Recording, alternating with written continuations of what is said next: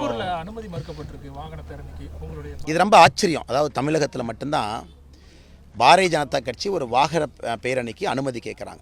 என்ன அனுமதி கேட்குறாங்கன்னா, தேசிய கொடியை வாகனத்தில் எடுத்து செல்ல வேண்டும். குறிப்பாக பிரதமர் அவர்கள் 13, 14, 15 ஆகஸ்ட் மாதத்தில் எல்லோருடைய வீட்டிலும் தேசிய கொடியை நீங்கள் ஏற்றுங்க அப்படிங்கிற ஒரு அன்பு நம்மகிட்ட ஒரு அன்பாக வேண்டுகோள் விடுத்திருக்கிறாங்க. கடந்த 2-3 ஆண்டுகளாக மிகப்பெரிய ஒரு சோஷியல் மூமெண்ட்டாக மாறியிருக்கு.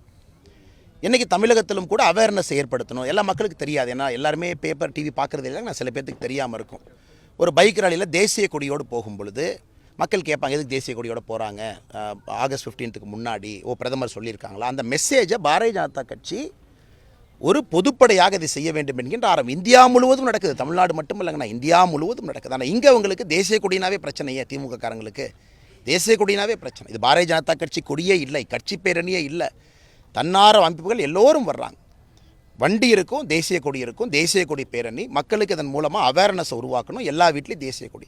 இன்றைக்கி வாகன பேரணியினுடைய அனுமதி மறுப்பு மூலமாக மறுபடியும் அவங்களுடைய கோபத்தை காட்டுறாங்க. இதற்கு அவர்கள் காட்டக்கூடிய வெறுப்பு எப்பவுமே காட்டுறாங்க. ஆனால் இந்த முறை பெரும் ஒரு ஆச்சரியம் அளிக்குது. பாரதிய ஜனதா கட்சியுடைய வாகன பேரணி அனுமதி மறுங்க, நோ ப்ராப்ளம், இட்ஸ் ஓகே.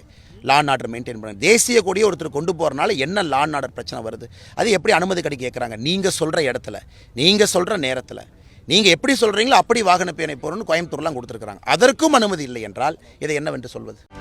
செய்திகளை உடனுக்குடனும் துல்லியமாகவும் தெரிந்து கொள்ள சப்ஸ்கிரைப் பண்ணுங்க.